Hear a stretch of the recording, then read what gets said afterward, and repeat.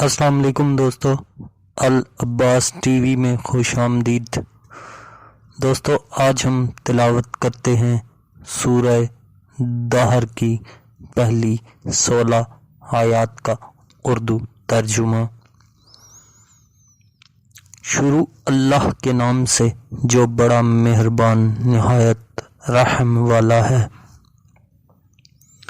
بے شک انسان ہر زمانے میں ایک ایسا وقت بھی آ چکا ہے کہ وہ کوئی چیز قابل ذکر نہ تھی۔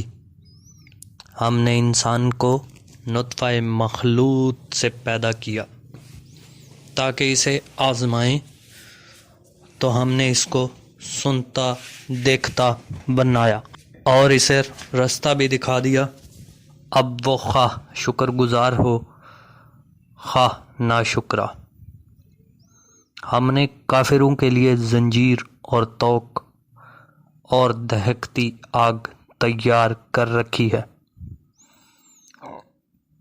جو نیکوکار ہیں اور وہ ایسی شراب نوش جان کریں گے جس میں کافور کی آمیزش ہوگی۔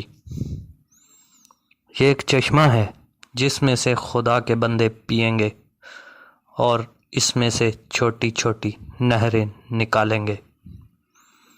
یہ لوگ نظریں پوری کرتے ہیں اور اس دن سے جس کی سختی پھیل رہی ہوگی خوف رکھتے ہیں، اور باوجود یہ کہ ان کو خود طعام کی خواہش اور حاجت ہے، فقیروں اور یتیموں اور قیدیوں کو کھلاتے ہیں، اور کہتے ہیں کہ ہم تم کو خالص خدا کے لیے کھلاتے ہیں، نہ تم سے عوض کے خواستگار ہیں نہ شکر گزاری کے طلبگار۔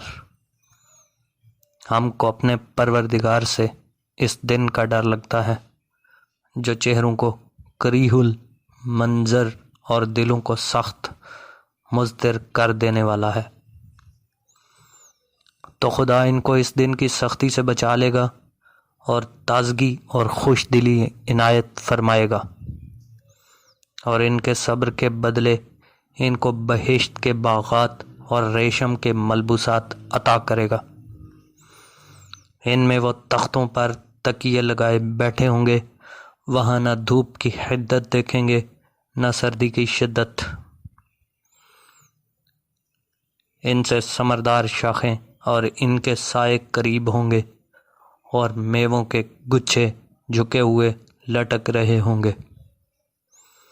خدام چاندی کے باسن لیے ہوئے ان کے ارد گرد پھریں گے، اور شیشے کے نہایت شفاف گلاس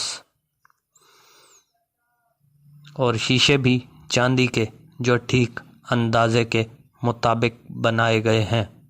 صدق اللہ العظیم۔